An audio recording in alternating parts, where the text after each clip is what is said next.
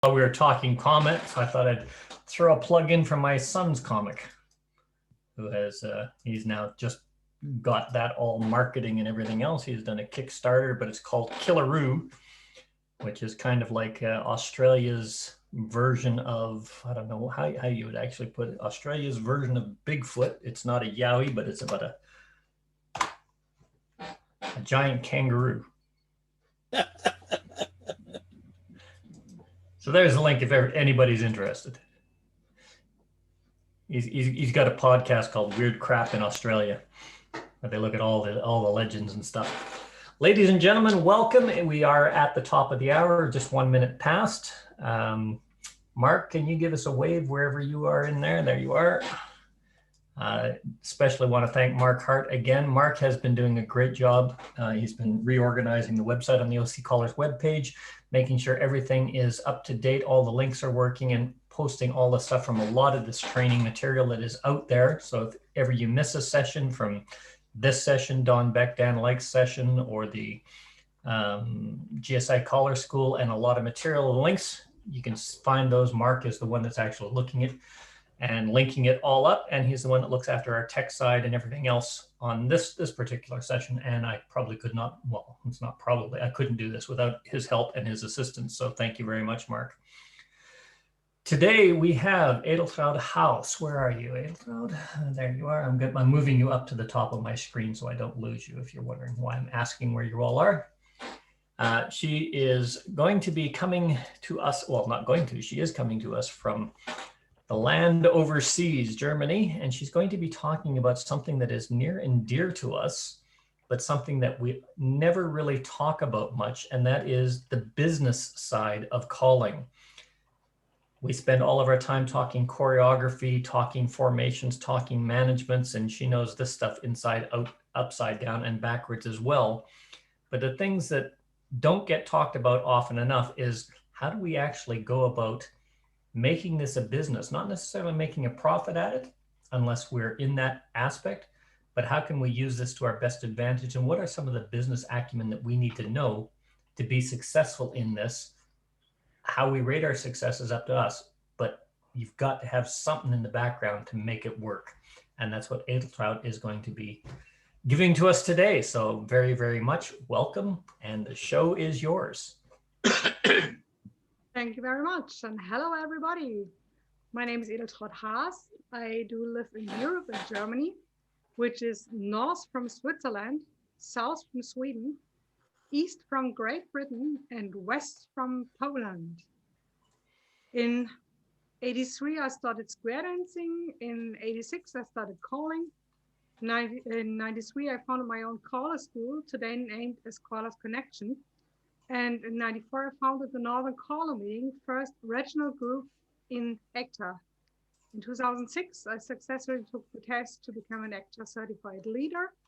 And in 2011, I survived the test, becoming caller accredited caller coach and ACTA coach. People do attend this seminar because there is no alternative program. They attend the seminar because it is scheduled at caller schools or at a convention. They attend the seminar because there's a need for a certification. For example, renewing caller coach, or their friends are sitting in the seminar and just waiting for you. People attend the seminar because they do have no idea what is coming up now. Or maybe they are sitting in the wrong room and found out about it later on when the seminar had started. Maybe we should rename the seminar into how to become a professional leader, and the seminar might be sold out. Professional, that doesn't mean perfect, but it is my goal. Normally, the main topics for this seminar are be honest, pay your taxes, fulfill your contracts.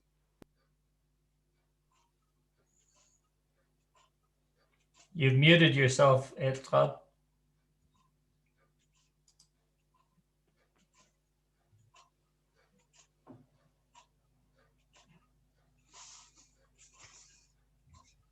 It is all about the backups. Be prepared, be friendly, be honest, be fair, cross-check your current account, and so on. I will focus on the hidden topics as well.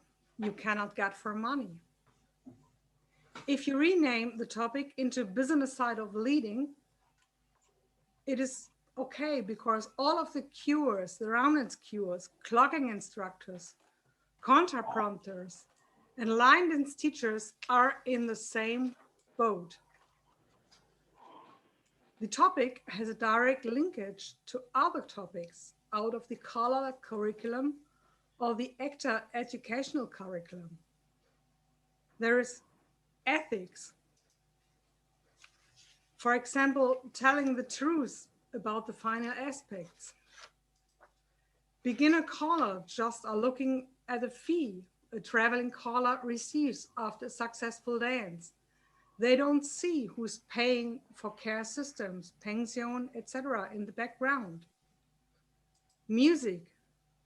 Select your music carefully. Two of my club dancers invited the club to their marriage. And yes, of course, we danced there. Bride and groom selected the singing calls. And the title were Hallelujah, I'm Ready to Go. The next one was Some Broken Hearts Never End. And the last one was Easy Come, Easy Go. You should have seen the reaction from their family in the audience. Next point is law for the protection of minors. Having a 15-year young dancer at club nights, are they allowed driving home using a train or a bus?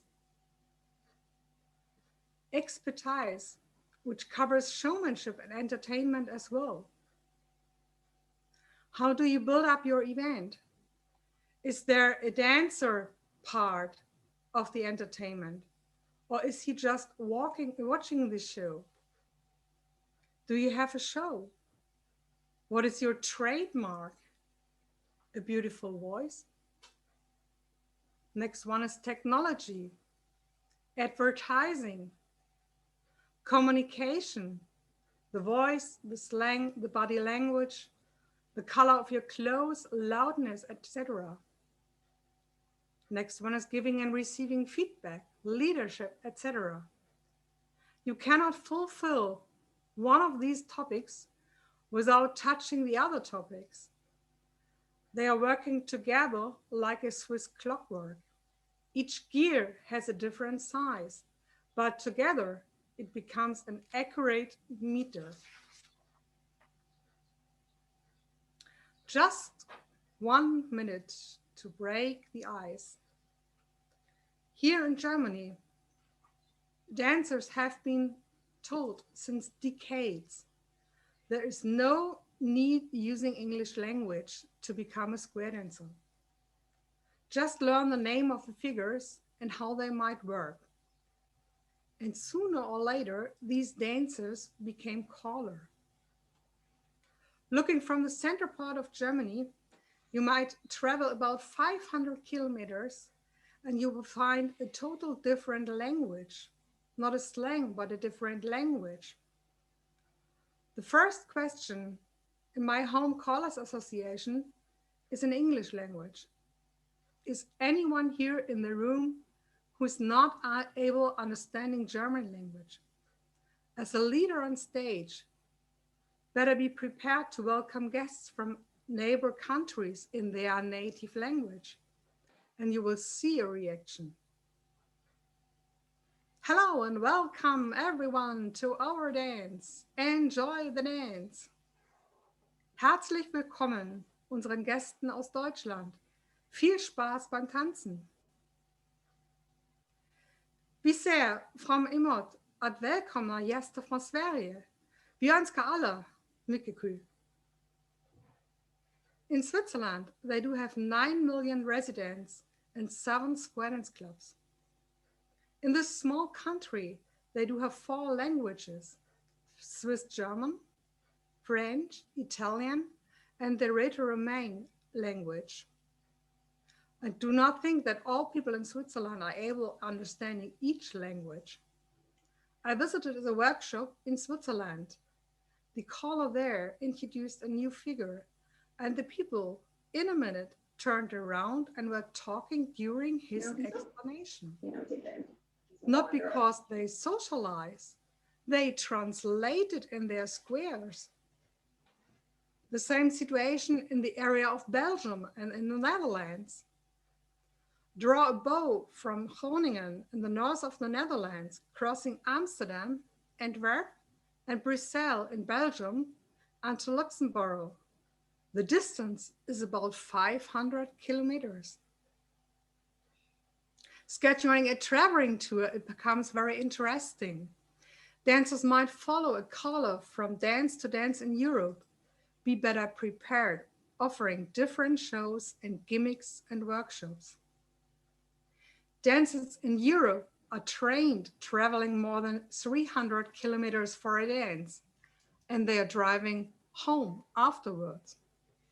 Think about it from the point of view from professional entertainment. We are looking forward being rated professionally. There has been a well-conducted seminar at Newbie Callers by John and Deborah about the financial aspect in leading. If you missed it, you will find it there at the website. We are looking forward to being treated appreciatively.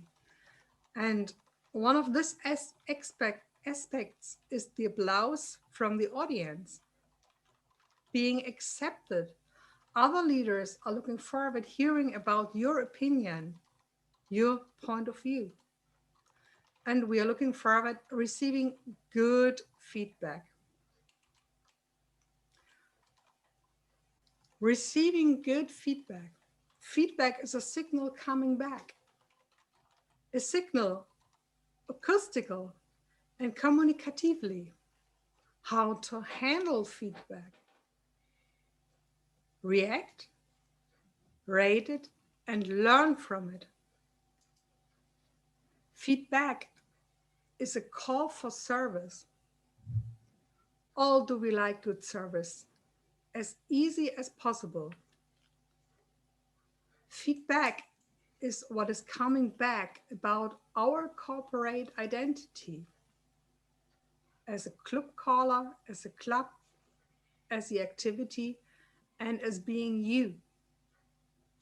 Looking from the business side of leading, we do need the best feedback we can reach. Good service always includes heal. Are we calling while being ill? Thinking positive. There will be dancing after COVID. Satisfaction. Do we really have to rush through the levels? Helpfulness, courage, loyalty, openness, freedom, humor. If you glance through the list, and there will be examples for each and every point, which point from these above might be the biggest? Can we clear one out? What is missing? Isn't it crazy? And we are still talking about business side of leading. Now we are looking from the point of service, which is guiding us back to the point of being professional. But what is professional? Professional is a way of representing, which includes language, body language, being proud about what your club and the activity and so on. Here we are connected with the topic leadership. Language, welcome guests in their native language if possible. Flawless advertising, no misspellings on web flyers. Cross-check every location, name and date. Maybe you just made a copy from last year's flyer. without updating the correct day and year. We already had to smash about 5,000 flyers into the next dustbin because no one recognized they printed the wrong year. We saw flyers for student dance without any information about the dance location. And the answer from the club was, we danced there since decades. Everybody knows that. Everybody knows the hall. Super. They forgot the target group, the newbies. They could not have known. They do have no knowledge about that hall. Know your customer. What is the expectation of music, the theme of the evening? Which knowledge do the dancers already have? Here we are connected with the topic programming. Responsible use of material. And here comes the connection with ethics and environment pollution. Being prepared to entertain. Imagine a surprise. Maybe you have more. Maybe you have less dancers than you might expect. Correct contracts, covering all topics like who is responsible to bring along a PA system, all about the program, all about the schedule, all about fees, and all about the catering. If you recognize the first time the club officers at a special dance were members out of the last class, better be prepared answering questions. They do not have any idea about verbal agreements you made a year in beforehand. And it is not their fault. They just do have no idea what to ask because they do have no idea what they need to know. Here comes the connection with teaching.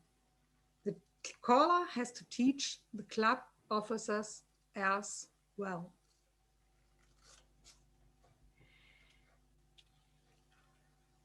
There's a list in use for seminars since the 1960s.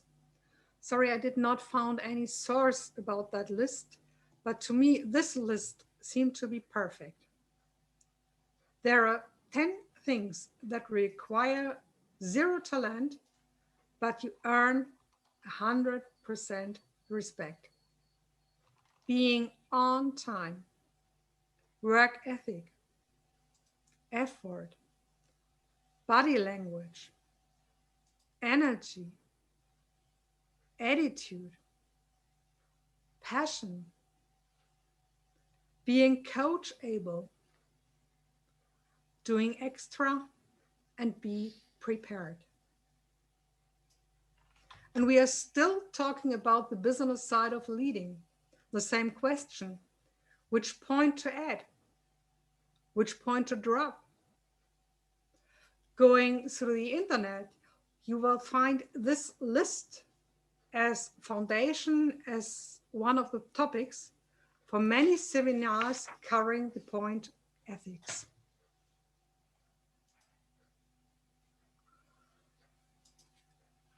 Looking from the ethic point of view, this one here is a list, income and outcome a caller has during a year.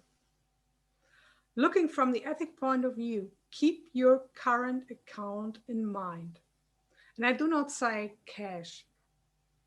Supporting the activity is okay.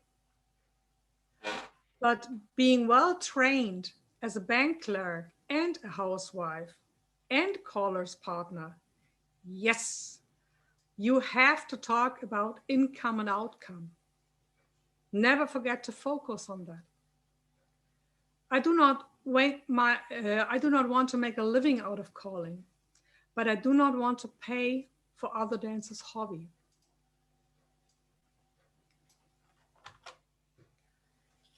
Imagine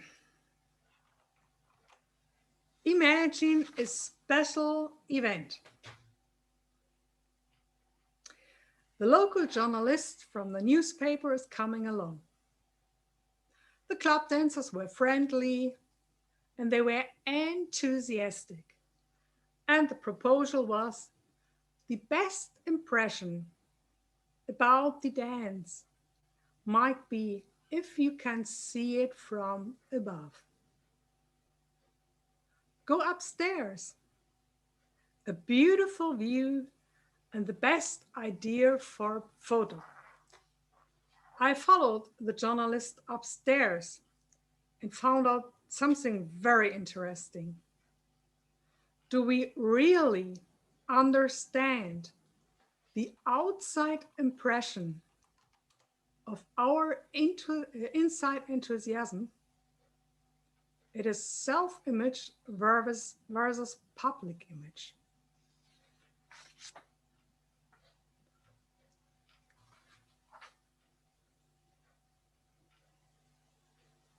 Sometimes it is very important jumping into the shoes of a journalist just making a snapshot photo.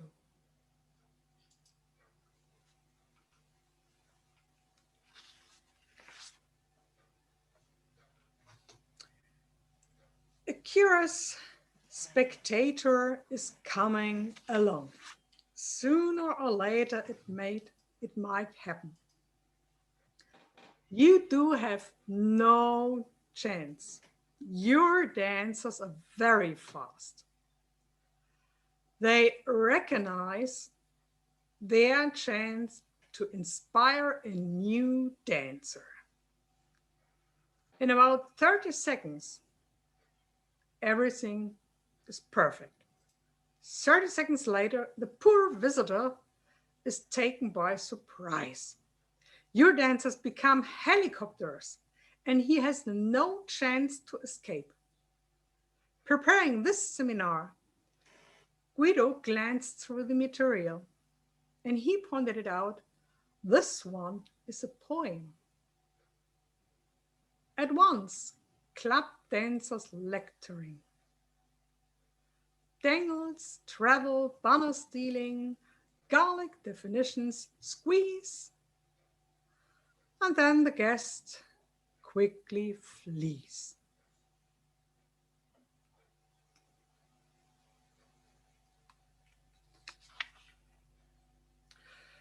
There are keywords for success.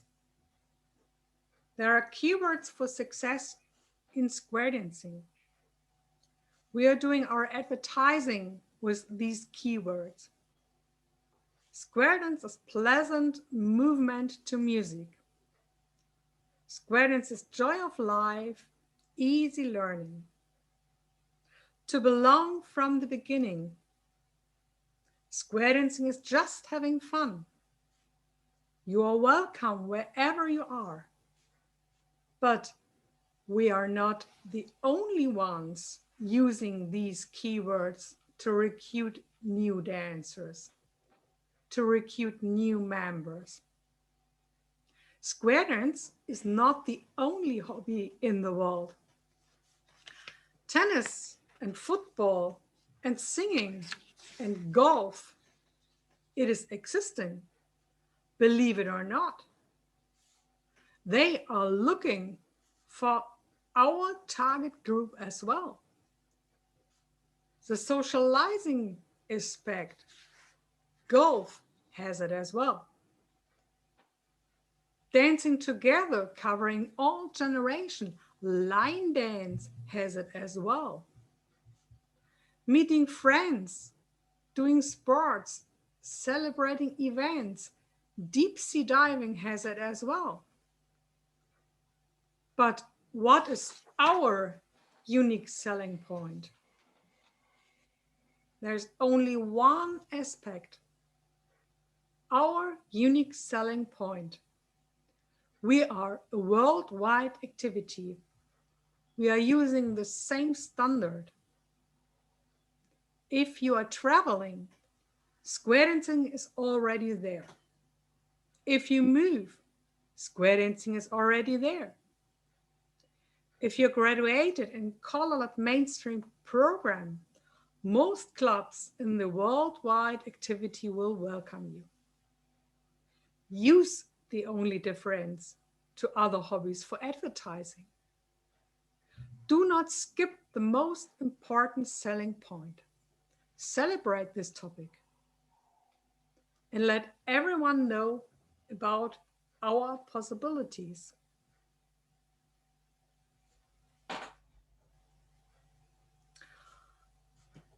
Bring along some time to smile.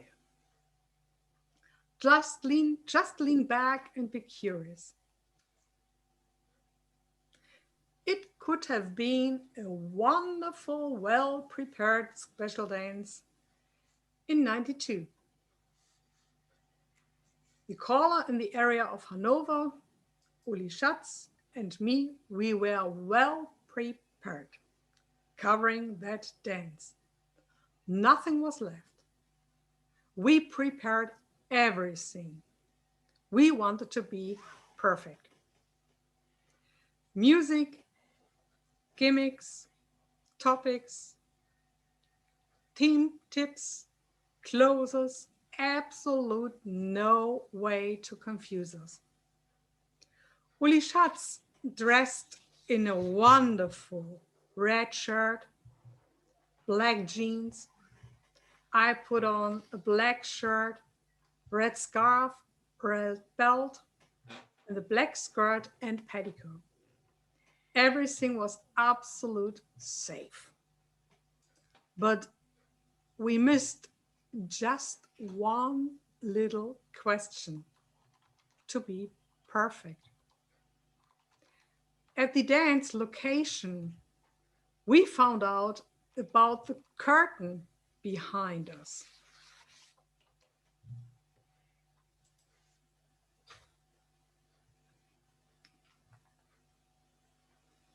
It was crazy for the dancers. All they saw were our faces, our hands, a red shirt, a red belt, and two scarves. First, we did not recognize how it felt for the dancers. During the first tip, the dancers thought it was a part of a show. But for Uli and me, it was absolute hard to handle. And since that day, I had at least 4 sets of clothes in different colors whenever calling a dance.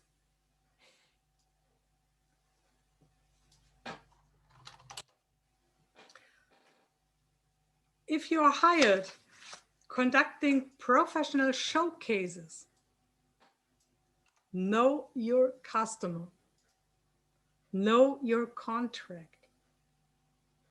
Train your dancers and select the music for the event.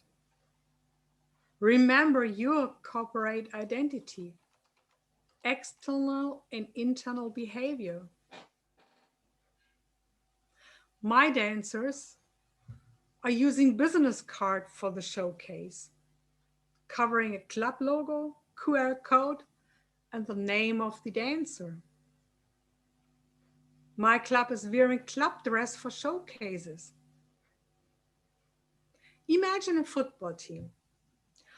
Would you like to be part of a team wearing different clothes and sizes and outfits during a match? Take any team sport. They are using their corporate identity while representing in public. Even the horse riding teams are doing it. Go through the squadrons clubs at the websites and you might be surprised. Inside and outside image. Clothes are talking a language as well. Coming back to showcases, my dancers know 3 specific singing calls up and down by heart. Every movement is prepared. absolute no way going in the wrong direction. Why? We use these three singing calls for showcases. You never know who is calling the PH system during a showcase. Maybe you do have no idea and no chance telling the actual sound engineer about the need of dancers hearing your voice louder than the music. Think about an open air dance. A showcase open air, close to a river, close to a sea. And your dancers will be very happy knowing what is coming if they have to dance. Sometimes wind is blowing most of your calls away. The next point is running classes, which includes training club officers as well. And here we are connected with the topic of teaching. You might have seen this teaching list. I'm using this list for years, and I am trained in marking every movement in a different color.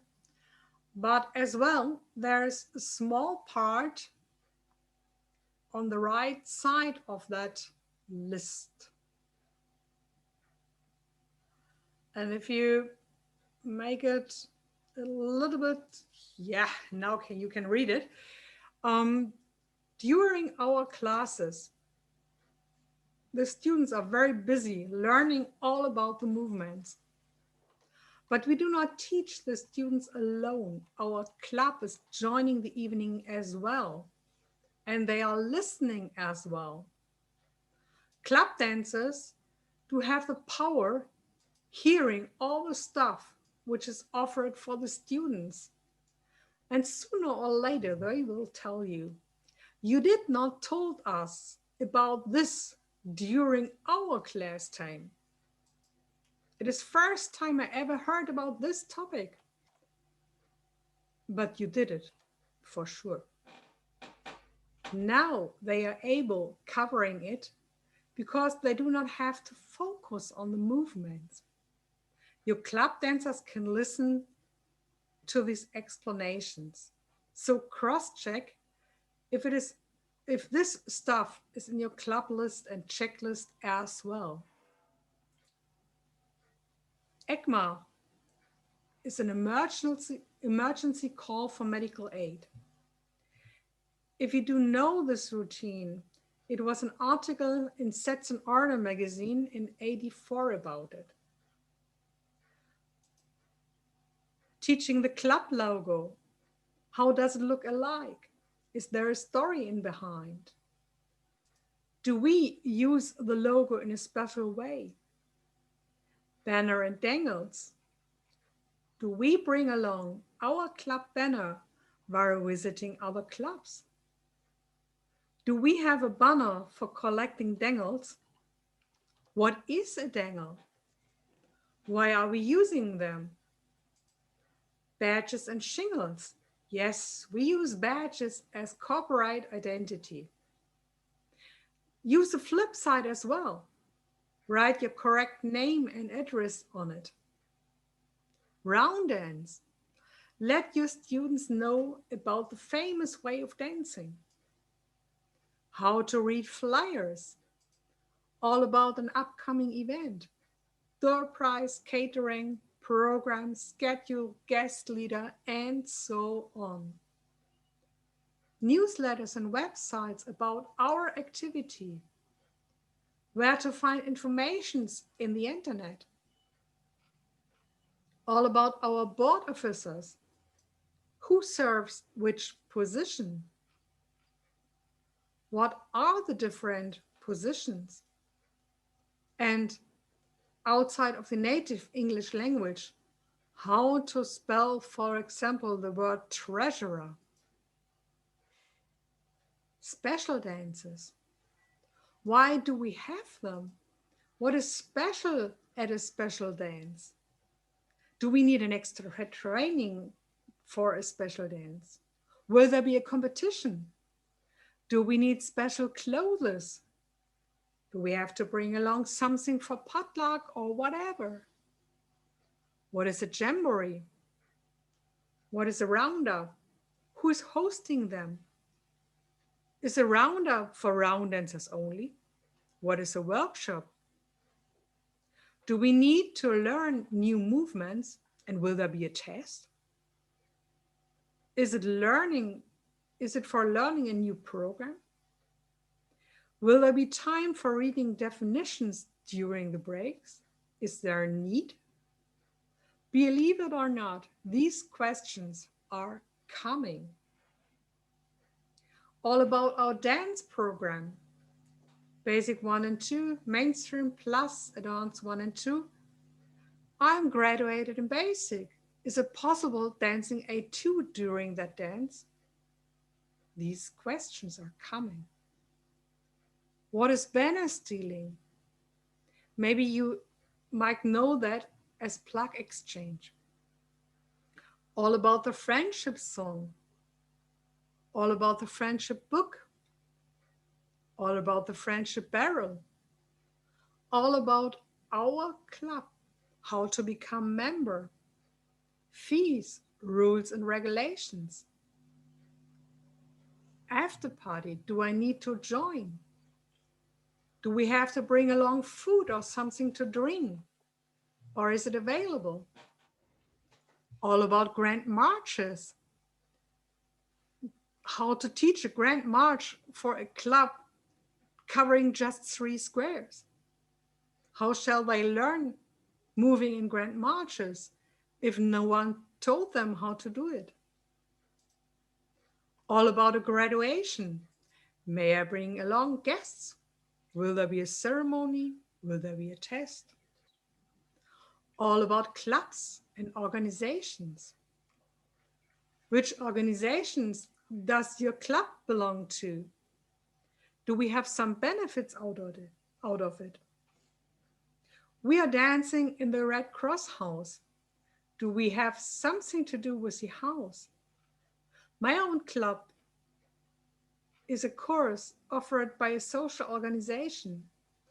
And so we have to conduct showcases for that house as well.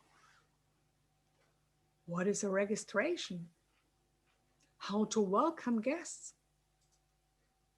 My club is dancing in the area of Hamburg, and we do have international guests. All about traveling dolls. Traveling dolls. Have you seen, by the way, have you seen Fünkchen, the brown bear out of the area in Bavaria? If you saw the bear, let us know.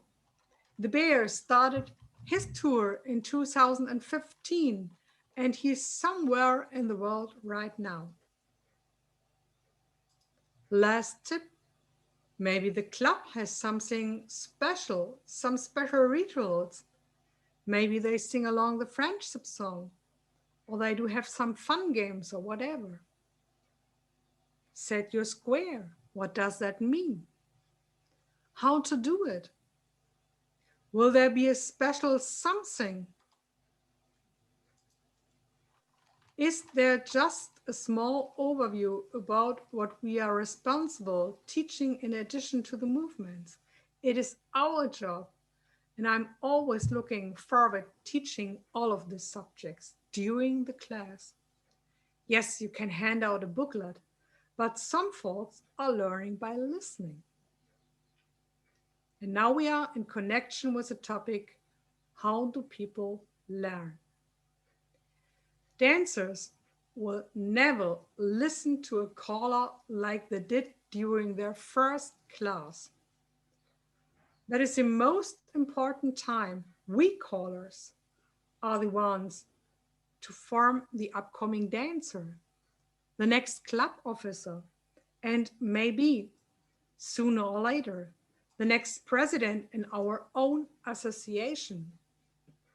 And now we are connected with the topic leadership.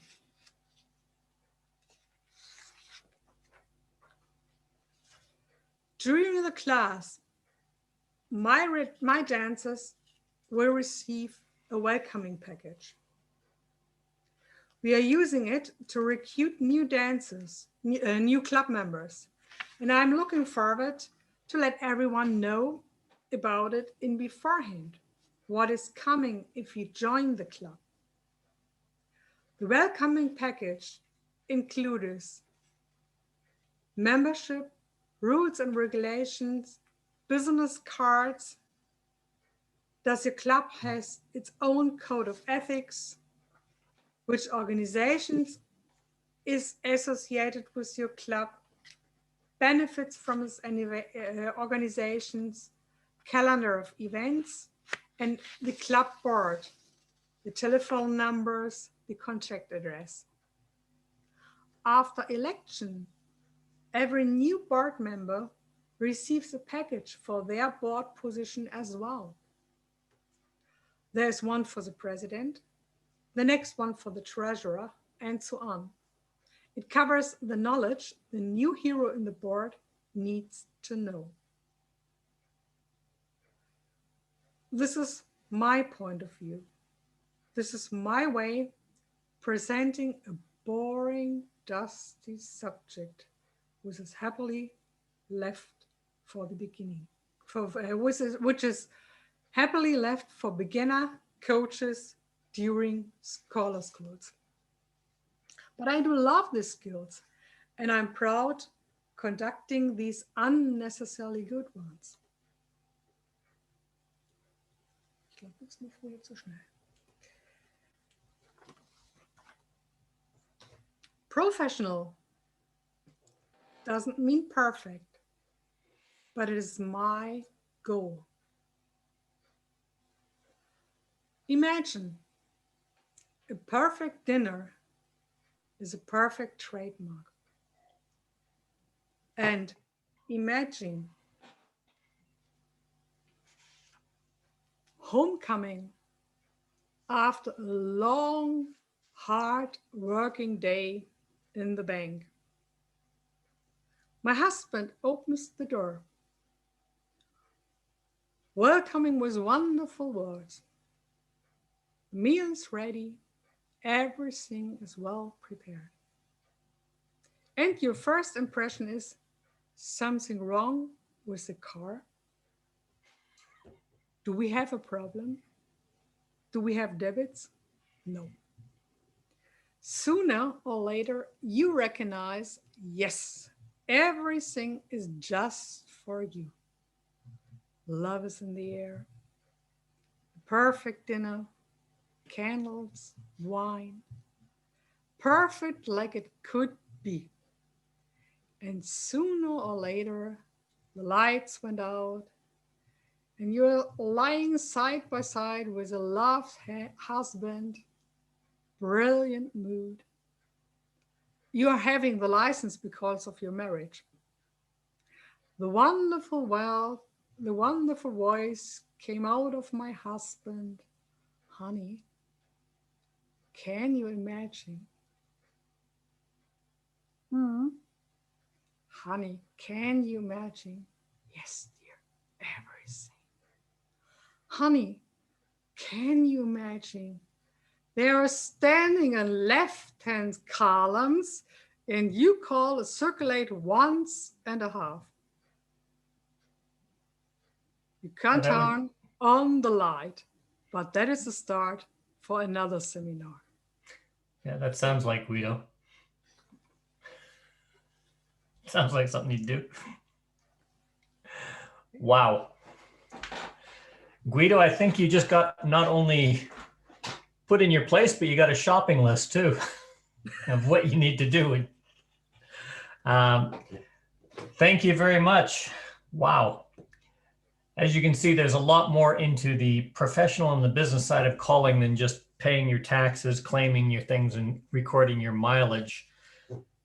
Everything you do, everything you say, everything you want to be is reflected in not only you, in how you train your dancers in your club. And Edeltraud, I don't know how the hell you managed it, but you managed to capsulize about 10 weeks of lessons in 45 minutes. Very, very well done. A lot of topic to cover and a lot of meat and a lot of information to think on. I've never heard that topic presented better. Thank you very much. There is a few, they're not exactly questions, but they're more feedback. So I'm just going to go through the comment list. I'm not going to go over ECMA and a couple things I posted in the chat because they were just questions that were answering what was up on the screen. Yeah. One was on your slide on feedback. It's not only positive, but can be negative. It is good when dancers are comfortable when giving you negative comments in a when dancers are comfortable giving you negative comments, it's a positive sign that you've got a relationship made with the dancers. Good feedback is positive connection.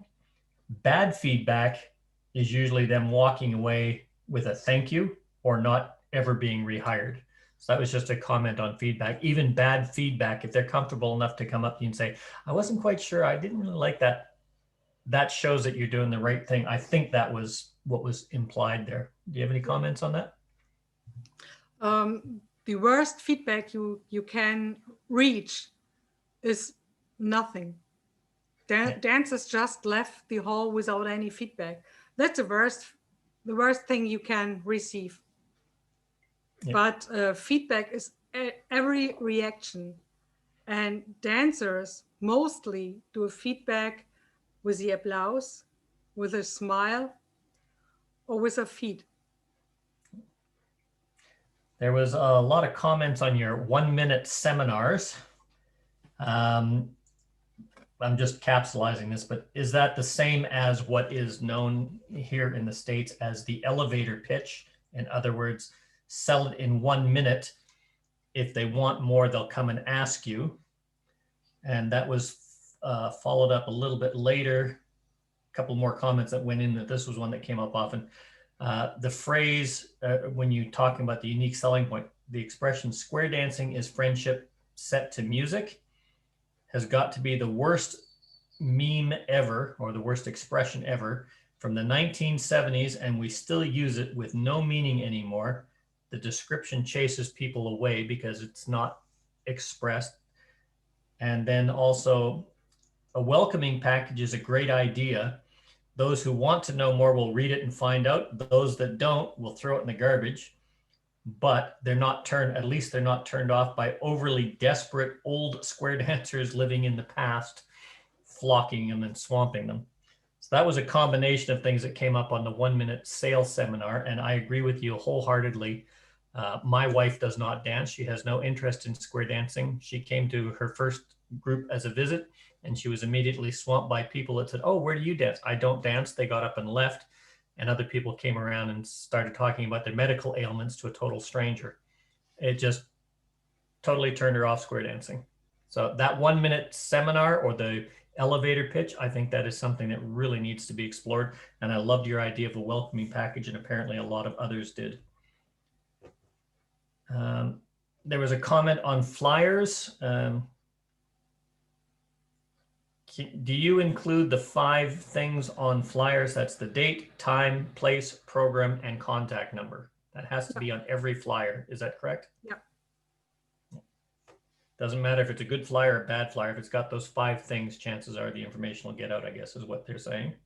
Yeah, but better let somebody who has no idea what this flyer is for, let them cross-check everything, because they might find errors in the flyers.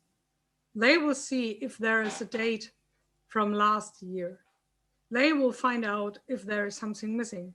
If you conduct, or if you prepare a flyer, you won't find any mistake on it by yourself. And the last comment was, love your expression, helicopter dancers.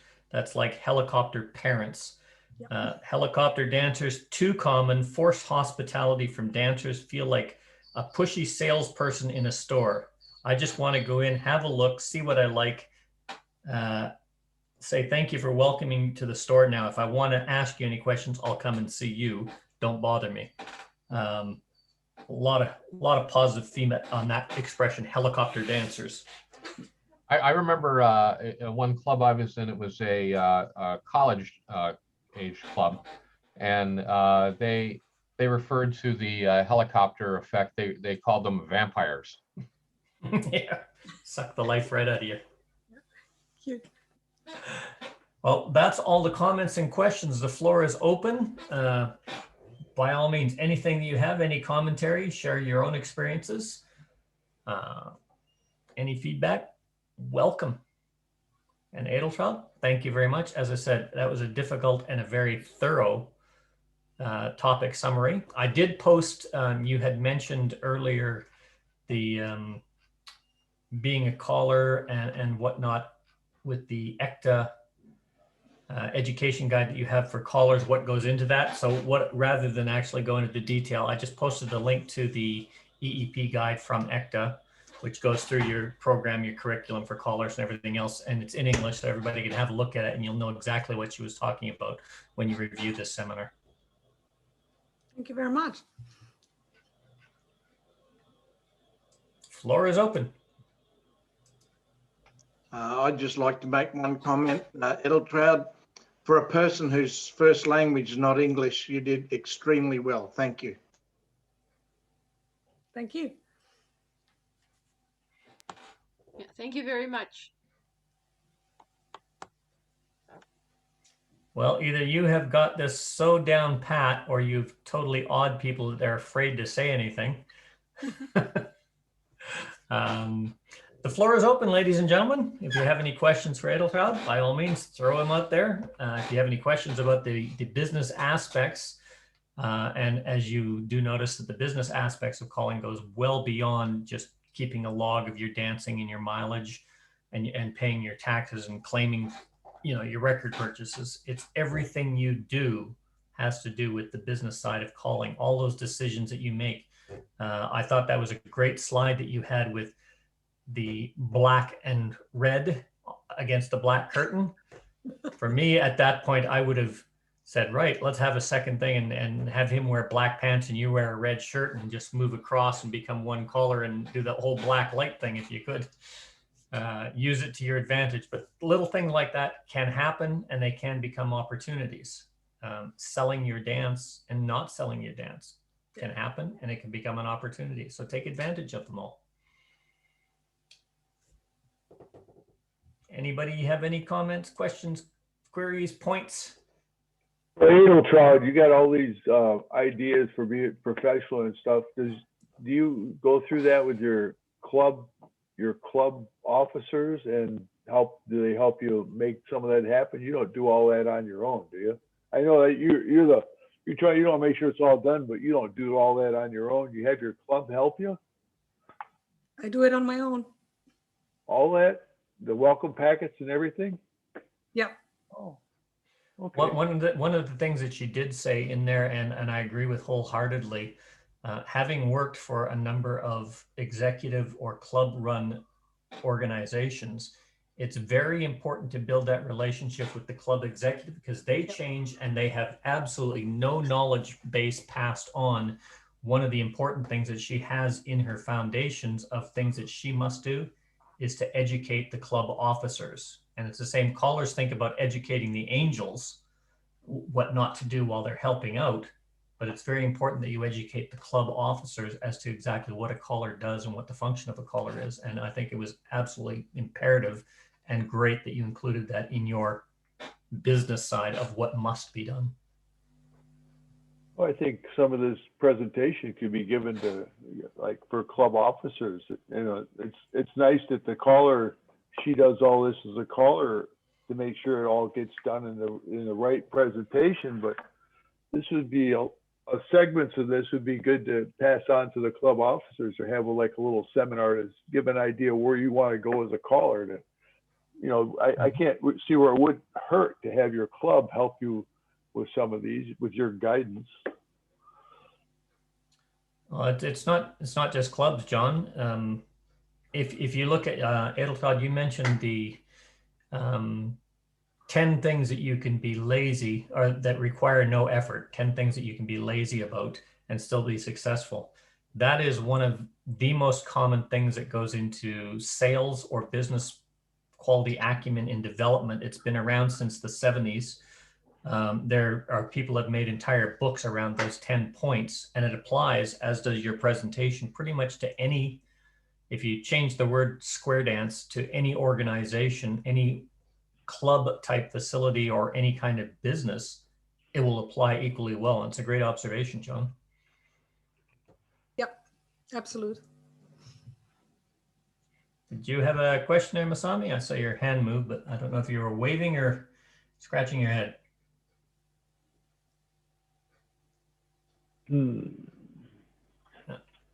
No questions, no comments? Yes, Alan. The question about transferring some aspects to other people, it's a bit like government. The real direction of what you want to do comes from the top. And so it's so important that everything reflects down from the top. Otherwise, you've got other people reflecting what they think are the priorities, and they might not always be the ones that you want to promote as your organization. Yeah, but on the other hand, if you're going to be a real leader, will train people up to help them do the job. I mean, a real leader shouldn't be doing everything for themselves, because on one hand, there's a good chance that everybody will forget to do anything, and the leader will end up doing it all for themselves all the time. So the real thing is not only just to lead and get it done your way, but to train people along the way so that they can help you take over some of those tasks. Doing them all yourself is just that's a great idea from the start. But once you get the motion set where you want to go, you want to start training people so you aren't always doing all that stuff. I know several organizations that have been ruined because one person won't share the tasking, and the other people just get tired and they just don't do anything. So there's some downsides to that too. One of the things that a lot of organizations do, where they have either very periodic or over time changes in the volunteer organization, they do this for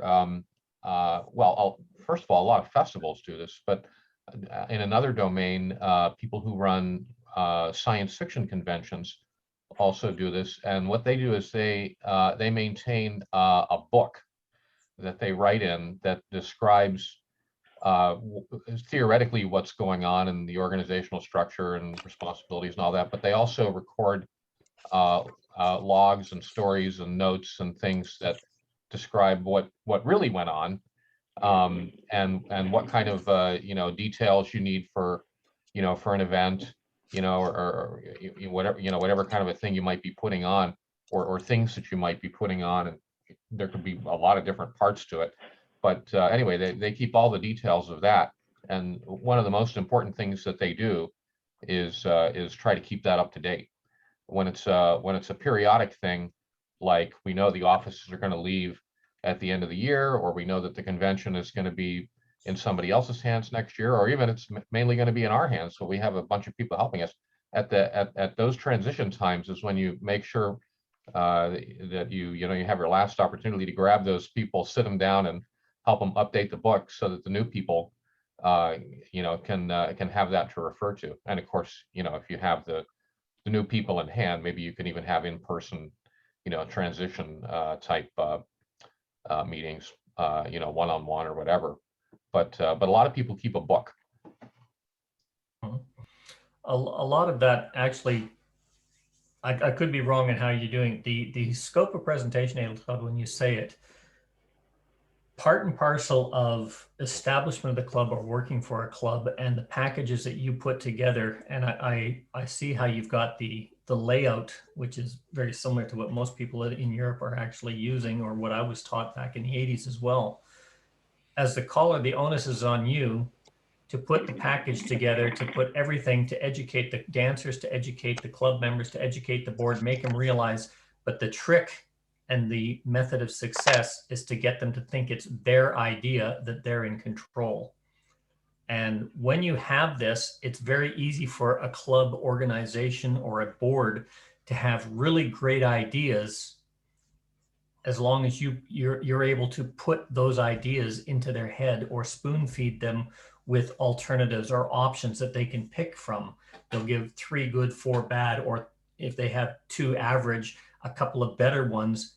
And if you make them think it's their idea and their control, you're supporting them. When you educate the club board to do what you want them to do, the club board will take the onus and say, these are the rules for the club executive. If you've got business cards, including the club logo, you present the club. The club should have a business card too, or a little sticker or a dangle, and it's got the club collar. So your business card is there. You've put the package together, but it looks like you're an additional added. And by the way, I'm the club collar. Even though you put everything together, it becomes their package to sell, and they sell the way you want it to be sold. That's the way I was taught in Europe, and from looking at your rules and the way you present the package, I'm assuming you do something along a similar vein. Is that correct? Yep. Yeah. And whenever it comes to, for example, for a new board, we're sitting together. We exchange the welcome packages for each board position, and we do talk about who has to do which job and who has to fulfill which requirements, and questions are coming. Mm-hmm. Absolutely. But if you say just know you're a president and the last year's president will tell you what to do, sooner or later there will be a problem. And that was reason why we have these packages, and they are up to date. Absolute. Yep. And one of the big things that goes just not forget anything. Yeah. And one of the nice things about having packages like this, you will always have the club president or the executive or the new person that has the ideas of how they want it to be done or the way it used to be done and everything else. It doesn't mean that they're wrong, because there may be some great ideas that will come to you to amend your package.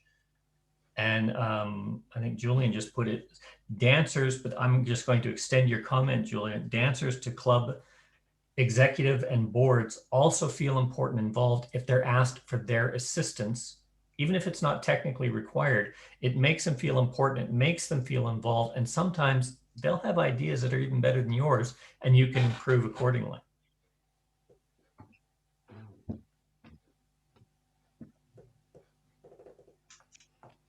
The floor is open. Betsy, I see you lurking back there. You've been doing this for a while. Are your experiences very similar to what Edeltraud has presented? Absolutely. One of the things, now I don't know what the system is in Europe about who calls for what group. Here in the States, I have a home club that I'm the club caller for, but I also do guest spots at different clubs throughout the year. And so I make sure I keep records of singing calls that I used and the dresses that I wore or whatever. So I don't do the same thing year after year. I might be planning a dance and I say, oh, I haven't used call A singing call, whatever it may be. I haven't used that for a long time. Then I go look at my records and find, yeah, the last time I used it was last year at this club. So I want to make sure that people understand that another part of professionalism is to keep records. Now, when you bring four dresses to a dance, do you make sure you write down which one you wore? Yep. Yep. Yep. I figured that. Yep. You made a comment in there which was, it raised a lot of eyebrows when you said it, that a caller is used to, or actually what you said is they're trained to go and call an evening dance at another club as a guest caller. And that's 300 kilometers. I'm assuming it's still pretty much the same, because I remember when I was living in Lahr, I used to go up to Dortmund or Hanover or across, down to Munich and whatnot. And that's around 300, but it was also quite common to go for an evening dance or a day dance, say from Lahr to Hamburg, which is about 800 kilometers. And you didn't even think about it. It was just, you get on, you go, You don't change the fees, you don't do anything else. It's a fee structure, but that's a normal thing. I know in North America and in a lot of places in the US, there's callers that are traveling callers that have never been outside of their own state. And that's great. But it's one of those things that's a mentality mindset that changes a lot of people. It's very normal for callers to do that, but it's also very normal for dancers to put 2 or 3 squares. Hey, there's a dance in Frankfurt. Where do you live? In Hamburg. Oh, that's only 600 kilometers. We'll go to that dance tonight. It's perfectly normal.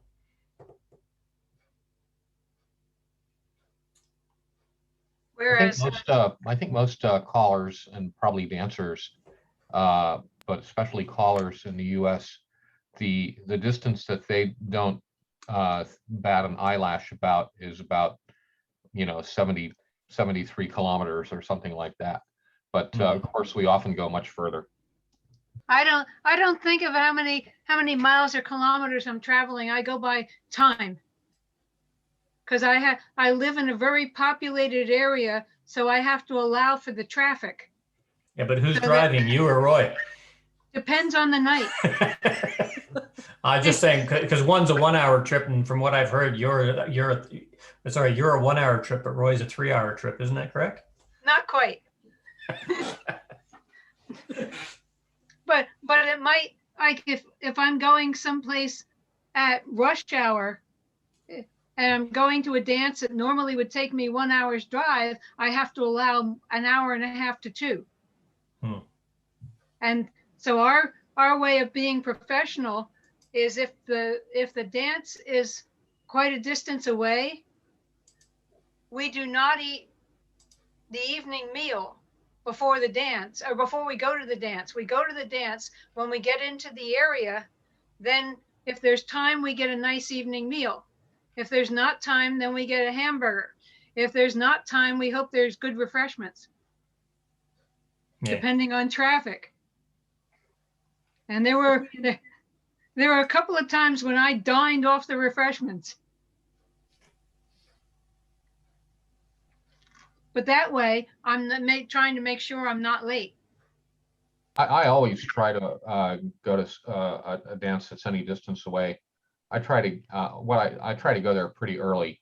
I'll get there, 45 minutes, an hour, 2 hours, sometimes even more than that ahead of time if it's really far away, because I want to make sure I'm down in the area. I'm all relaxed. I'm not trying to rush on stage from just having driven like hell and whatever. Much nicer if you can get there early enough and then have a relaxed dinner and so on. Yeah, I'm the same whenever available. I remember when I was playing soldier for a living in Canada and I was calling 5-6 nights a week, and it was working on the 12-hour shift. So I was always balancing shifts, and somebody would come in a bit earlier. I'd work a double shift in order to get to a dance, that kind of stuff. And it is a mad panic when you give yourself 20 minutes to show up, set your equipment up, get ready to call, especially if you just finished a 12-hour work shift. As soon as the dance is over, you got to go back to work because you swapped with somebody to fill that in. But callers do stupid things to themselves for some reason. I've never understood that. We just must love it so much. Sometimes, of course, sometimes the traffic is so bad that you think you gave yourself, you were going to be there an hour and a half, 2 hours early, and you get there 15 minutes before showtime. That happens. This last week, we arrived at our hall to discover that all of the keys, all of the locks, everything had been changed on the hall. Fortunately for us, of course, during COVID time, we've been arriving early because we've got to go through all the COVID procedures of sterilising light switches and all the rest. And so we had time to recover from that situation and find out, well, where are the new keys? How come they got changed without telling us, sort of thing. But it was a bit of excitement for a while, I can tell you. Well, I was living and calling in Switzerland for quite some time, and the Swiss are famous for their cheese, and they modeled their cheese according to the mountains or vice versa. When you have to go 50, 60, 70 miles to the club dance, and the tunnels through the mountains are blocked, they are blocked. Mhm. There is, if the way around the mountains is blocked then too, and over the mountains is sometimes not an option. I remember coming to an open house an hour late, just because an accident in a tunnel. Once I was in Basel going to Bern and said, well, with an average speed of 60 kilometers per hour on the Autobahn, where 120 is allowed in Switzerland, with an average, I make it just in time. I came late. Well, that's very disappointing. You started talking about cheese and you got me all excited. I thought it was going to be a happy story. No, it's when you ever go to Switzerland, there is a lot of tunnels. All the tunnels have names. They tell you inside the tunnel how far you're away from the nearest exit. So you always know where you are when there is a blockage. Has it got to do with the fact that cheeses have holes in it, or?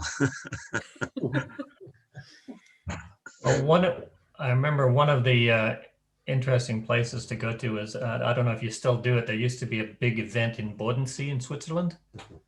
I don't know if that still happens or not, but in the wintertime, you go down there to call, you drive down to call, and it just gets absolutely chalk stuffed, snow across the roads. It's going to take days. You go down, even if you arrive on time, you could be calling a 4-day event because that's going to be how long you're going to be there until it gets out. And that's one of the unique things that happened. It happened in Europe. It happened just in the one club in Switzerland, but I've heard it happening in Sweden as well.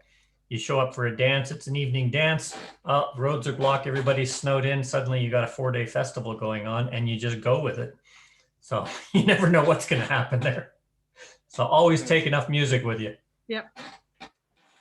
Which is easy today.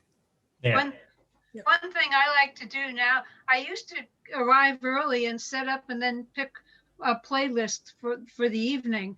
And that took away from the people who wanted to greet me at the beginning. So I actually set my playlist before I leave home.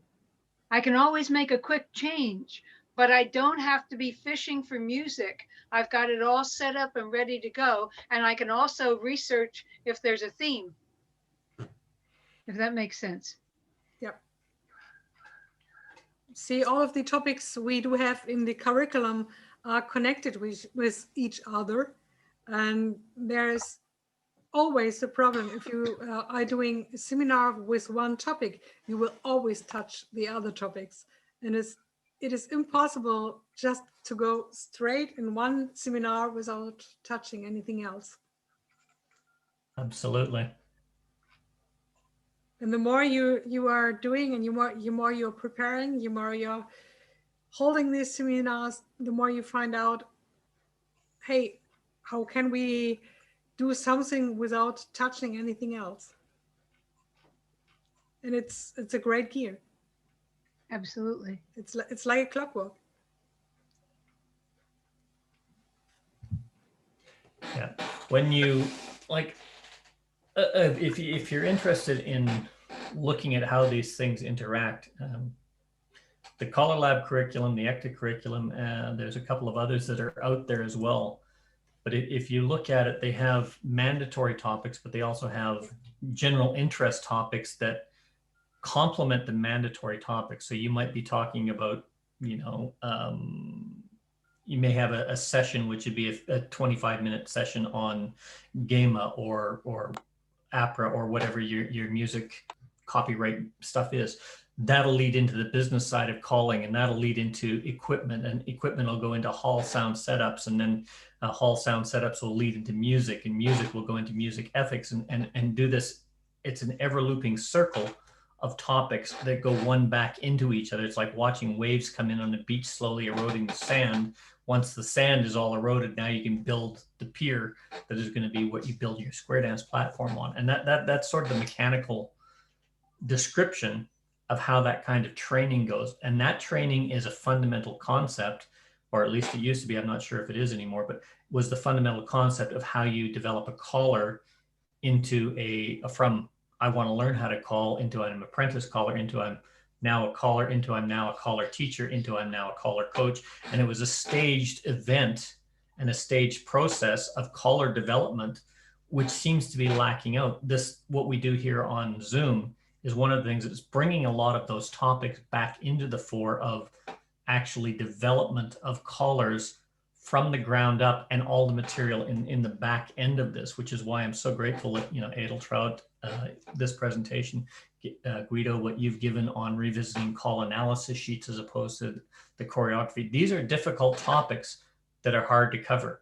An easy topic is what I did, modules. Yeah, I'm going to talk about the basic foundations of modules. It's a lot of stuff to learn. You can talk for hours on it, but these are the topics that really will make or break you. It's all that stuff that goes around in the periphery that makes you the difference between somebody that can get up there and talk into a microphone, or somebody that can get up there and put on a show, because everything around it is already taken care of. And that's what the business side is all about.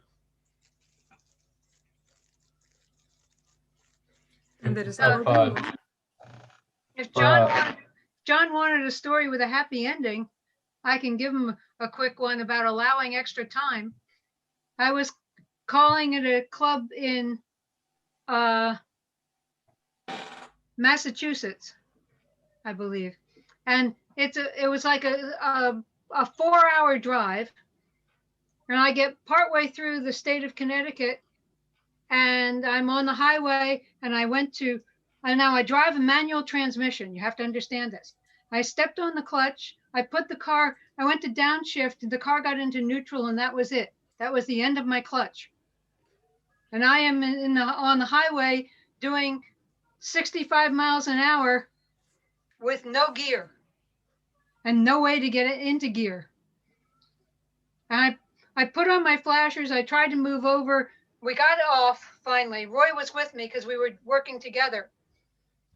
To make a long story as short as possible, we called the dance people, the dance organizers first, and said, we have a problem with the car. I have no clutch. We got it into gear, but that's not here or there. And the lady said, well, will you still call the dance? I said, yeah. But she came down. There was still 2 hours left in the drive. She drove 2 hours and picked us up. We went to a repair shop, left the car, changed our clothes in the restroom of the repair shop. I got some dinner at a chicken place, fed the lady who came down chicken for dinner. We ate chicken for dinner. We fed her husband when we got to the dance, because his idea of dinner without his wife was 2 ice cream sandwiches. So we made him eat chicken too. You say that like it's a bad thing. It's not a full meal. There's one in each hand. It's balanced. Yes. Right. And we'd allowed enough time that we started the dance 5 minutes late. This dovetails exactly into the thing I was about to say on advice for new callers. Here's something that used to not be possible when I first started calling. It was not an option.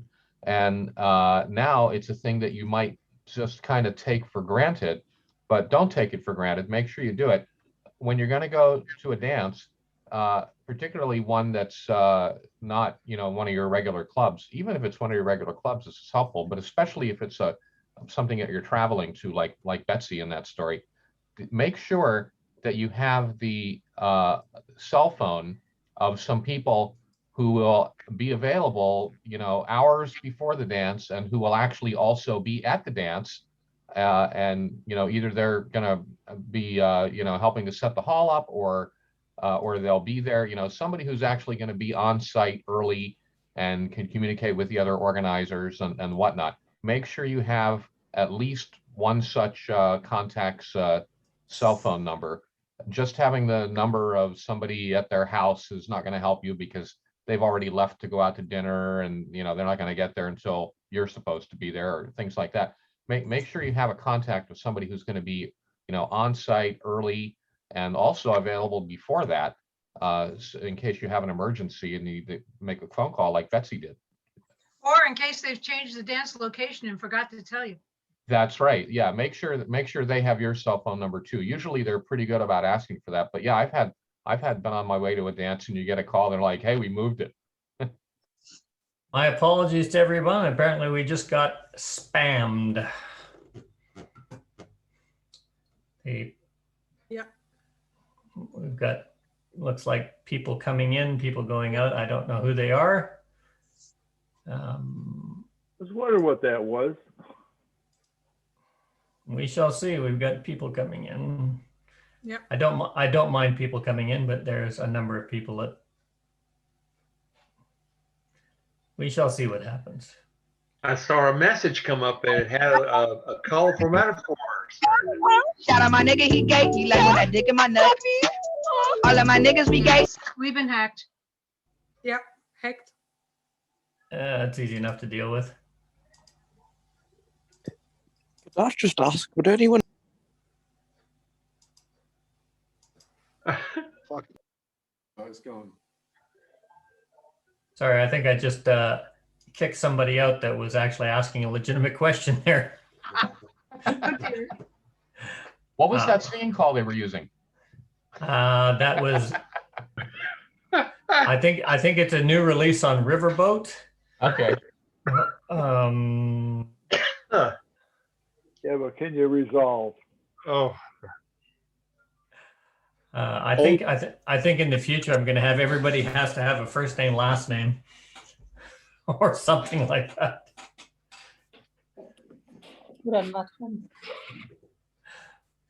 So, ladies and gentlemen, it's 10:22. The floor is open. Edeltraud, I'm so very happy that you decided to join us today, and thank you very much for the presentation. As always, Yes. you're more than welcome to come anytime. It's very impressive. I'm almost tempted to let all these people in and let people practice their 1 minute square dance recruiting pitch to them and see how long they stay. But let's start with Oscar. So I'm now letting Oscar in the waiting room and Bill. Let's see what happens here. Hello, Bill. How are you? Huh? Yes. Yes. Which Bill? Which Bill? We have Bill the Pill.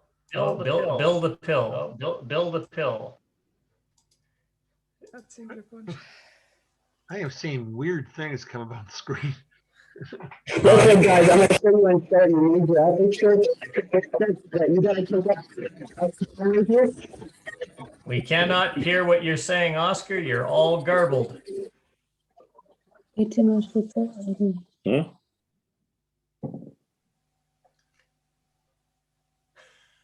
Well, So that was fun. does this mean you're going to send out a new password and control there, Mel? You're going to switch it over? They don't get in unless I admit them in. Oh, I see. Okay. We've got somebody here called Oz. There was somebody here called Extremely Hot Sexy Girl that wanted to get in. Let her in. What are you doing? Did you let Valerie? Did you let Valerie in? I thought maybe that think so. I thought maybe that was Betsy on her mobile there for a minute. No. All right. I think your session's gone to hell, Mel. You double so many people out. I've been reporting them and booting them as we go. Valerie, why is Valerie there? Valerie shouldn't be here anymore. Valerie was there to be rude. Valerie was there to be rude. We'll remove them. Remove. Submit. Oh. Remove. Remove. Submit. Okay. It takes all kind to make an event, doesn't it? I guess. Well, as you said, Edeltraud, any comments or any feedback is good comments. Well, in this case, I might disagree. Our next session is how to deal with interruptions. Yeah. Yeah, we're gonna need a Zoom intervention here. Well, you're going to get that with anything when you have an open thing. People have it's almost like speed dialers and telemarketers. They go to any active Zoom sessions and they just put names up. And if you're let in, they just try to bomb. Others will try to advertise, bomb. Other times will do all sorts of different things. Unfortunately, some are very quick on the trigger and typing and hitting enter before you get the remove and report button going. But about that first word there, there was a more or less funny situation at a soccer championship when Nigeria was NIG in their abbreviation, were playing against Germany. We had that on the screen, Nigeria against Germany. Oh no. Now Nigeria has a different call sign. Well, See you later, guys. All right, ladies and gentlemen, if there are no more comments, the floor is open for any topic that you wish to discuss or anything that you want to have a look at. Edeltraud, Guido, thank you very much for partaking at this late hour. I think, Edeltraud, you're probably going to head back to bed, if I'm correct, and Guido's probably going to open up another white beer. No, another is good. Actually, I think what Guido's going to do is say, oh, it's Monday tomorrow. I have to go shopping and I have to get some candles and I have to get some food and I have to get all these things, because I think he was given a shopping list during this session that I did notice. And I think everybody in sight, when she started talking about can you imagine, and then started talking about you, your eyes sort of went big and wide going, uh-oh, am I in trouble? What did I forget? And then you realize what she was doing. So you're on the line, Guido. We'll find out next week if you manage to meet the expectations laid down for you. Yes, we do hope to see you again. That's what I was thinking too. We might not see him next week. Well, I probably will not be in a shape as John Anthony has been a couple of while ago. I'm not even going to ask. No, it's And all John okay. took a fall. So is there anything, the floor is open. If anybody wants to discuss anything, choreography, things from previous sessions, any ideas for future sessions, by all means, let us know. I would like to add something to what was mentioned with calling for the clubs, which would fit to the topic. Also, it's good to let the clubs, like I have a lot of traveling to do on clubs I call regularly, especially going down in the Alps. And they had some roads blocked for a couple of weeks. And the first time I didn't know, because I get there every second or every third or fourth week for that club. So it is important for the club office to know that you're coming, to inform you that the road may be blocked, because the detour was about 30 kilometers. Ooh. So that was really tough. Yeah. And another thing was coming back from a dance. I was blocked on the Autobahn and it was winter and there was an accident, everything. We were just standing there. So in wintertime, I always got 3 things in my car. It's a blanket, something hot to drink, and some long sleeved underwear, just for the case that you're stepped on the Autobahn. I had that, leave the dance at 11 o'clock or 12 o'clock, depending on the after party. And I didn't get home until 5 o'clock in the morning because you were blocked on the Autobahn. Now, if you're in wintertime, and I guess in the States, you know that as well, we know that from the pictures shown, people being blocked overnight on the Autobahn, that's not what you want, okay? So then you gotta be prepared. You gotta take care of yourself, which is another thing of professionalism as well. That happened to me one time some years back. I was in an area, the area I live in now, and I didn't expect there to be that a big snowstorm. And, you know, so I wasn't really prepared for that kind of a 24-hour stuck on the highway situation. And anyway, after that, I made sure that I had the things that you described. And I also added a portable toilet. You can get a small chemical bag that you can keep in your trunk and your in your supplies. Just a just a little thing, and you open it up and it's got the necessary things for if it's not really going to be possible to go outside of your car, or if you just rather not, there are things you can get. One place you can get them is airplane pilot catalogs, and that's where I got mine because I was a pilot, so I knew about those. There's probably you can probably just go on Amazon and search for portable emergency car toilet or something like that. I'd rather leave the car. Yes, I would too, but it's not actually always possible. Yeah. Yeah. Maybe It's flashback easier. to when It's I was a easier for kid. you guys than for some of us. Yeah. Flashback to when I was a kid. For both sexes. We used to have a thing in the camping. It was a toilet seat and it had a plastic bag. It was called a Johnny-O, and it had, oh, God, things they come up with.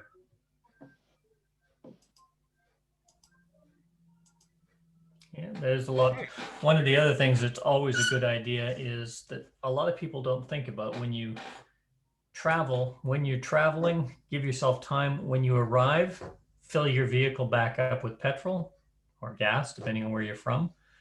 When you're calling, you get the evening, fill it up. If you're on the road and you're on the highway, take the time to pull over to the rest stop. Keep your car full when you're traveling, because sometimes those unexpected delays can lead to hours, and there's nothing worse if you're doing a long trip, even if it's a 3 or 4 hour trip and you get an hour out and suddenly you're in a 10-hour delay because of whatever. All you've got is your vehicle. And if you've only got, oh yeah, well, I can get there on a quarter a tank of fuel. Yes, you can under normal circumstances, but an hour into the waiting list with the traffic blocked, you're out of fuel. Oh, you know what? Always keep that in mind. You know what else I have in my little kit, and this is more. I mean, a lot of these things we're talking about are just good advice for traveling in general and unexpected traveling situations. But another Square Dance specific thing that I keep is I have a little kit, and in there I have thick magic marker and paper and scissors and tape. That's in case you get to the hall and you get there early and discover that there's a problem and you're going to move the dance or whatever you're going to do, and you want to leave some kind of a sign for people who are going to come after you. I mean, if you're lucky, there'll be people who are there ahead of time and whatever, and you can, you guys stay here and direct them over to the other location or whatever. But sometimes really the best thing to do is to just leave a sign on the door. So I keep the materials necessary to make a sign and affix it. And anyway, that's another little thing that's in my kit. Yeah, and if you have a plastic sleeve to put it in so that the weather doesn't destroy your sign, that's a good thing too. And a book in your car. Square dancing or not. Large, you can get the big gallon baggies. And you can just roll up a couple of those in there, and you can use those to stick paper in, and you can tape the whole thing.